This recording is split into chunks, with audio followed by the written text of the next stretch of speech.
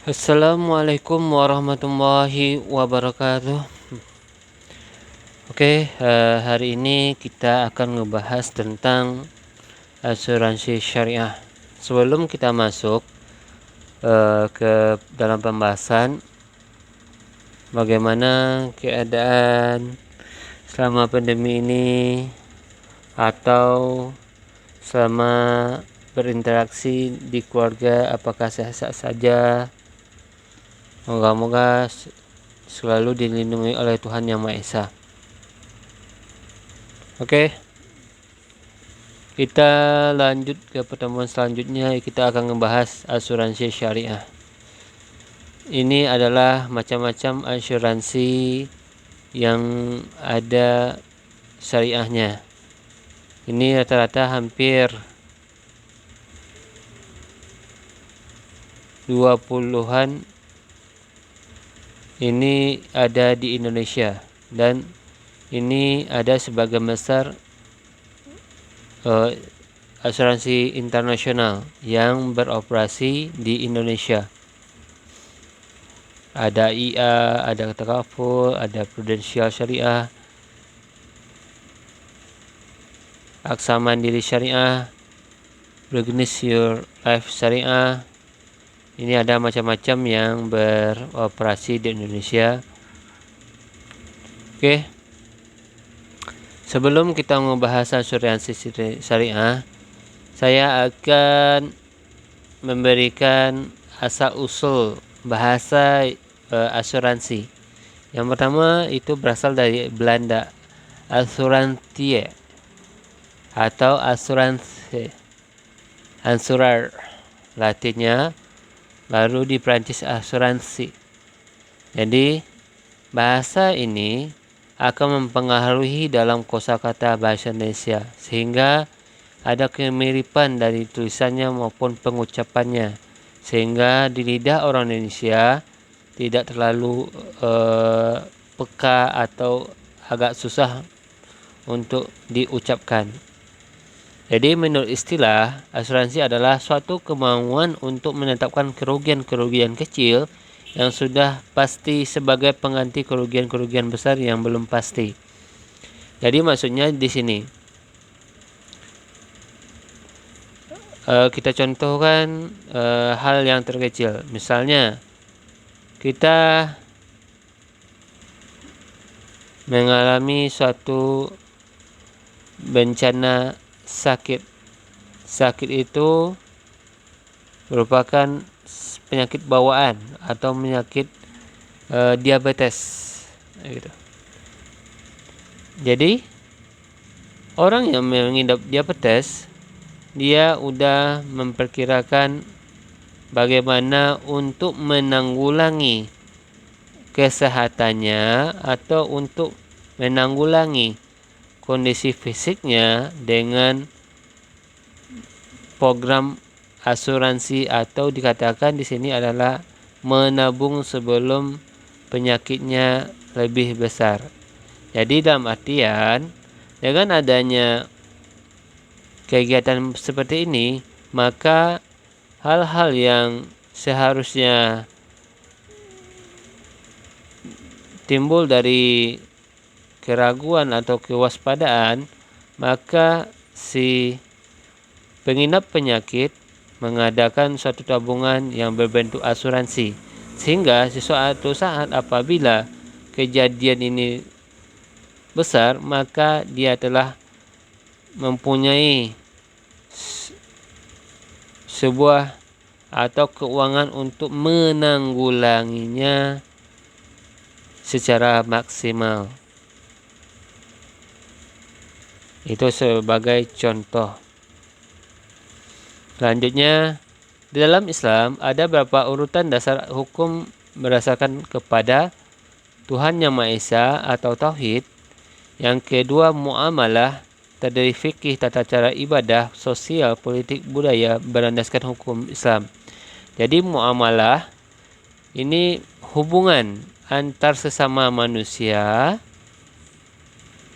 Jadi hubungan antar sesama manusia ini dari individu, tata cara ibadah. Jadi kita bagi yang non-muslim, dalam agama Islam, muamalah fikih ini bagaimana kita mengajarkan aturan-aturan Tuhan. Misalnya bagaimana kita sholat, bagaimana kita beribadah secara fokus, atau mempunyai bagian-bagian tertentu yang telah ditetapkan aturan-aturan baku oleh Tuhan. Sedangkan muamalah sosial di sini dikatakan adalah hubungan baik antar manusia. Kalau dalam Islam itu hablum minan nas, hubungan antar manusia. Jadi hablum minan nas sosial ini baik itu tata krama, sopan santun, adab, akhlak, serta budaya-budaya tradisional yang telah melekat dalam kepribadian bangsa Indonesia. Selanjutnya, politik dan budaya. Politik dan budaya ini kecenderungan lebih kepada untuk memahami pola pikir seseorang yang sesuai dengan keinginan dan mempunyai masa, sehingga dia mempunyai satu suara untuk mencapai tujuannya. Bisa dimengerti?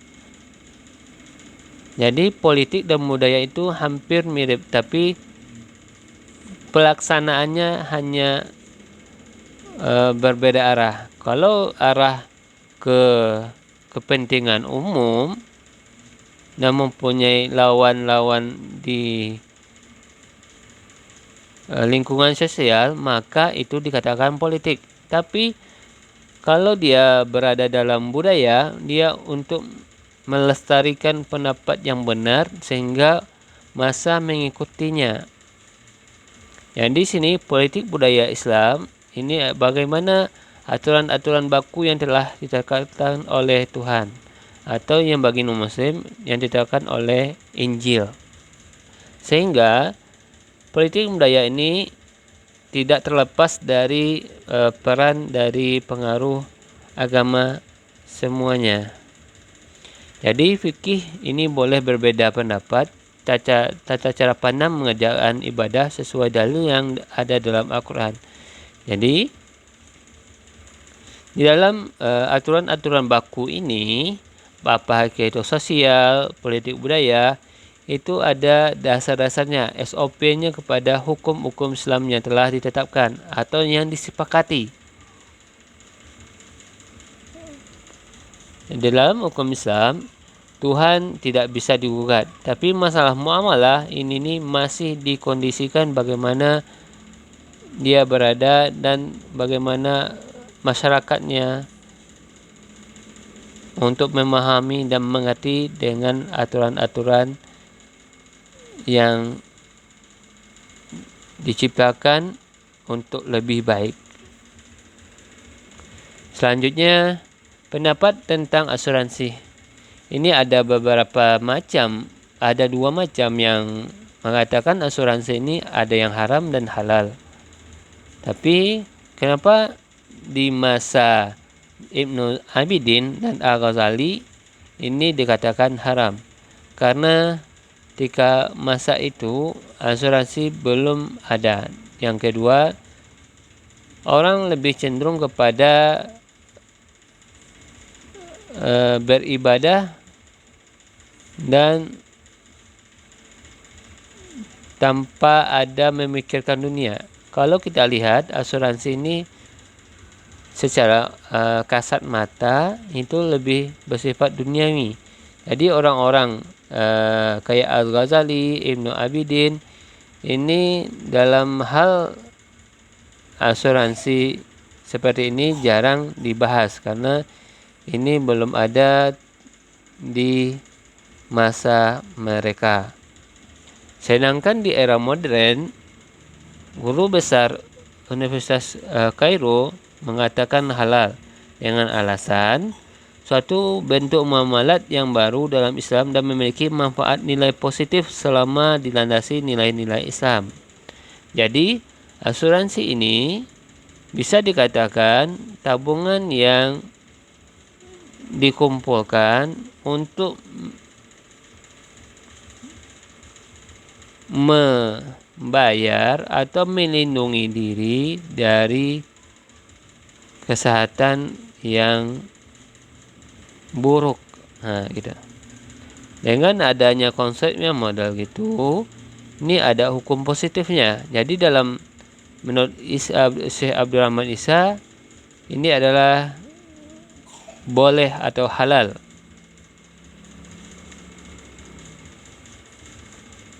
Kenapa diharamkan asuransi? Tadi saya hanya sekilas ngebahasnya karena di masa itu orang-orang belum mencintai kesehatan secara prinsip duniawi. Itu yang menjadi dasar. Akan dijelaskan di slide ini kenapa diharamkan asuransi. Yang pertama ada unsur perjudian.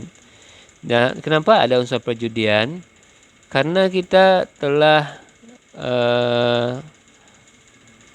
atau yang mengadakan asuransi ini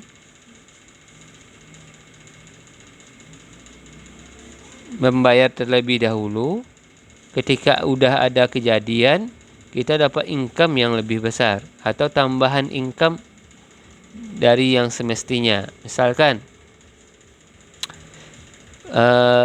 asuransi jantung, dia memberikan nominal 10 juta. Ketika kita nih udah mempunyai riwayat penyakit jantung. Ketika kita hanya membayar sekali atau 2 kali, kiranya Tuhan memberikan penyakit jantung itu harus dioperasi. Maka asuransi membayarkan 10 juta. Jadi kita taruh tadi 500 kita bayar yang tahap pertama, tahap kedua 1 juta. Kan kelipatan ini dikatakan unsur perjudian. Yang B-nya tidak ada pastian atau gharar. Kenapa bisa dikatakan tidak ada pastian? Seandainya di dalam asuransi ini kita tidak ada penyakit yang susah, maka untuk pengembalian dana tersebut mempunyai rintangan dan halangan berupa aturan-aturan baku. Karena kenapa? Selama kita asuransi jarang untuk memahami setiap aturan-aturan baku yang tertulis di dalam asuransi. Yang ketiga, unsur riba. Kenapa unsur riba ada?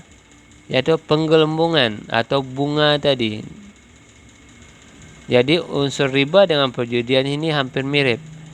Bagaimana kita menyikapi dan memahami perjudian ini loh, riba ini loh. Yang selanjutnya bersifat paksaan. Jika tidak sanggup maka premi utang diusahakan akan hangus. Nah, di sini sering saya temui dan saya sendiri pernah mengikut asuransi selama 4 tahun dengan auto debit sekitar 300 ribuan. Maka di tahun kelima saya tidak sanggup membayar, maka hanguslah asuransi ini. Sekitar 4 jutaan.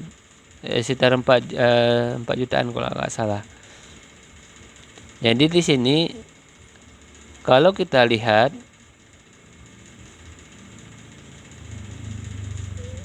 ada paksaan juga dan bisa menghambur-hamburkan uang. Ini tergantung kita memahami yang D ini. Yang kelima atau E, unsur penggunaan praktik riba. Ini hampir sama dengan pemahamannya yang C, yaitu ada penggelembungan atau bunganya. Yang F, unsur tolak ukur mati hidup seorang sebagai objek bisnis. Jadi, di dalam agama, mati, rezeki, maut, istri, itu kan adalah ketetapan Tuhan. Tetapi kalau kita mengukur kepada sebuah nilai asuransi, misalkan 500 per bulan, kita telah mendahului Tuhan, gitu. Kita kalau dilihat di sini, kita tidak ada dekat sama Tuhan lagi. Kita lebih mengagungkan uang. Ini dikatakan kenapa haram asuransi. Selanjutnya, kenapa dihalalkan asuransi? Tidak ada dalam Al-Quran larangan secara jelas dan tegas tentang asuransi. Bahwasanya ayat Al-Quran 6666 ayat itu secara otentik atau secara objektif tidak ada ngebahas asuransi. Yang B, ada sepakatan keleraan kedua belah pihak. Jadi di sini sebelum kita memulai asuransi, di tahap awal kita akan melalui akad atau kesepakatan antara kedua pihak. Berapa ansurannya tiap bulan, berapa bisa ambil duitnya, dan semuanya ini telah disepakati di awal. Yang C adalah menguntungkan kedua belah pihak. Sebenarnya asuransi bisa menguntungkan kalau si nasabah atau si pemakai asuransi menjalani aturan-aturan dan syarat-syarat ketentuan yang berlaku. Tapi kalau tidak, di nasabah sering dirugikan. Yang D, bisa digunakan untuk kepentingan bersama di proyek produktif. Kalau kita berada di dalam asuransi, yang pernah saya telusuri bahwasannya asuransi prudensial kalau nggak salah, atau asuransi yang lainnya, itu memanfaatkan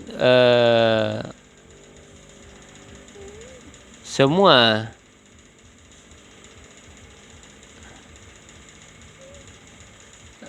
uang nasabah untuk diputar kembali kepada proyek. Misalkan untuk membangun apartemen atau membangun hotel atau perumahan yang mengandung nilai atau imbal balik atau laba yang diuntungkan. Yang selanjutnya yang E, dikelola akad mudharabah. Di sini mudharabah bagi hasil. Jadi di sini ini telah disepakati di awal bahwasannya berapa keuntungan didapat nasabah dan berapa keuntungan oleh perusahaan, maka itu yang bisa kita mengetahui keuntungan kedepannya berapa. Yang selanjutnya, asuransi termasuk kategori kooperasi, usaha bersama yang berdasarkan prinsip tolong menolong. Kalau kita lihat terus sekali, bahwanya ini dikatakan kooperasi karena kita disuruh menabung selama sekian tahun. Maka ada unsur tolong menolong dalam pemakaian keuangan. Sampai di sini ada yang dipertanyakan berapa slide ini? Silahkan kalian komen di kolom komentar atau media yang saya berikan. Asuransi menurut ekonomi ya. Metode untuk mengurangi risiko dengan jalan memindahkan dan mengkombinasikan ketidakpastian akan adanya kerugian-kerugian.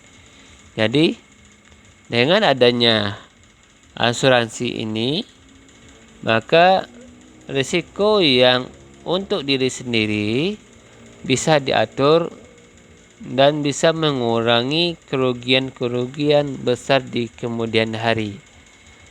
Jadi kerugian yang besar di sini dikatakan adalah bisa dimanfaatkan apabila terjadi kejadian yang luar biasa sehingga tidak susah mencari atau meminjam uang kepada pihak lain.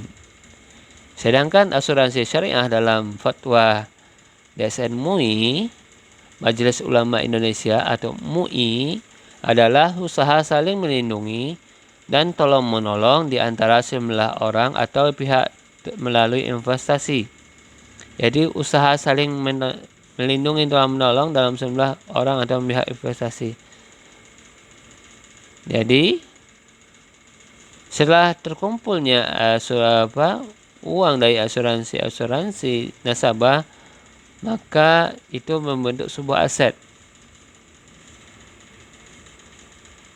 Setelah mempunyai aset, maka dipakai untuk mendapatkan keuntungan yang telah ditentukan, tetapi sesuai dengan syariah Islam. Jadi di sini setelah adanya pengumpulan dana dari nasabah sekian banyak, maka yang pengumpulan tadi dipakailah untuk hal yang produktif. Misalkan dalam properti atau perumahan, ini biasanya telah dilakukan oleh perusahaan-perusahaan asuransi internasional. Kalian boleh cek di Google asuransi itu kemana saja dia memutar uangnya, sehingga keuntungan yang dapat dari itu bisa didapati dan mendapatkan untuk nasabahnya. Sampai di sini ada yang ditanyakan, silahkan.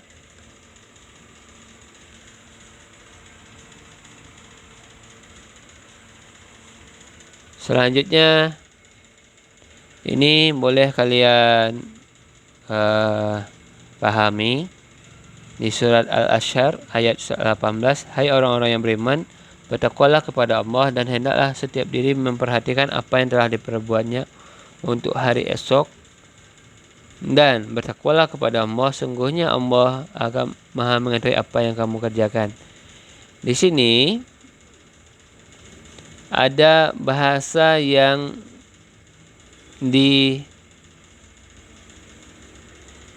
bahasa tersirat yang harus dipahami, ada unsur menabung. Jadi tadi saya bilang asuransi itu bagian dari menabung. Jadi di sini nih bisa dikatakan di dalam Al-Quran hanya sebagai bahasa sindiran atau dalam artian bahasa untuk bisa memahami lebih dalam. Yang kedua, surat Al-Maidah ayat 2. Dan tolong menolonglah kamu dalam kebajikan dan takwa, dan jangan tolong menolong dalam berbuat dosa dan pelanggaran, dan bertakwalah kamu kepada Allah, sungguhnya Allah maha berat siksanya. Jadi kalau kita flashback ke tadi, muamalah sosial budaya. Di sini ada hukum positif untuk membantu orang lain atau membantu orang yang membutuhkan. Jadi Tuhan pun tidak membatasi umat muslim untuk membantu orang lain.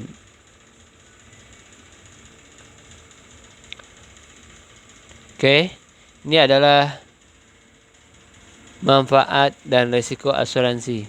Yang pertama, rasa aman dan melindungi.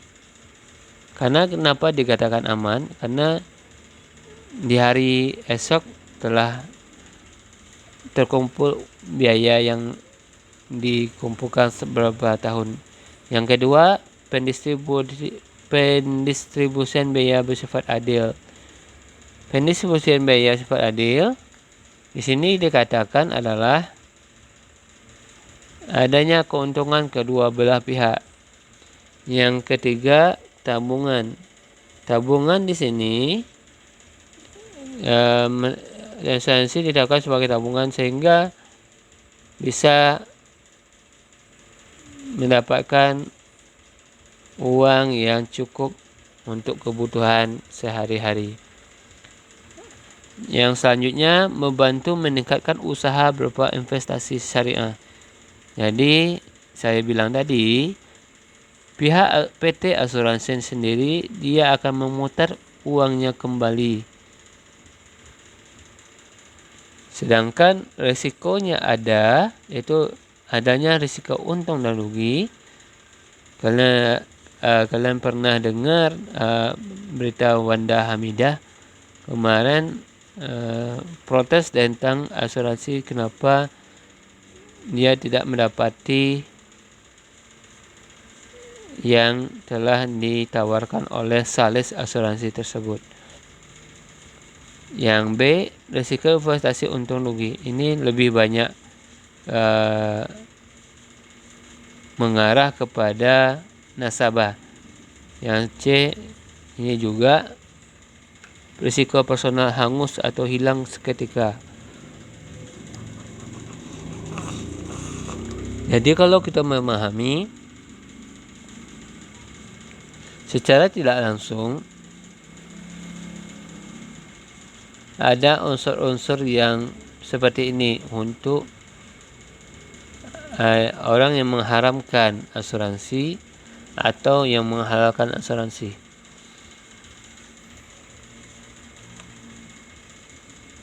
Ini prinsip yang dapat kepentingan yang dapat diasuransikan, etikat baik itu keterbukaan antara perusahaan dan nasabah, penggantian kerugian sebab aktif, pengalihan hak. Ini adalah bagian-bagian prinsip kelola syariah. Jadi sebab aktif di sini adalah asuransi yang dikumpulkan oleh perusahaan dipergunakan kembali dengan sistem mudharabah musyarakah atau metode-metode lainnya, dan adanya pengalihan hak. Seandainya asuransi si pemilik nasabah bisa diwariskan kepada anak cucu atau anak keluarga besar.